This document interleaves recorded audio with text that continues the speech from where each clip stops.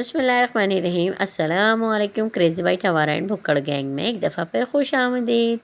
ये देखिए जी, हम इनवाइटेड हैं। कहाँ? आज हम इनवाइटेड हैं गोल्फ़ क्लब में। मेरे भाई के फ्रेंड का वलीमा था। ये देखिए, ये एंट्रेंस है। ये अभी हम एंटर हो रहे हैं। ये देखिए, 2 मछलियाँ बनी हुई हैं और छोटा सा नीचे होज़ बना हुआ है।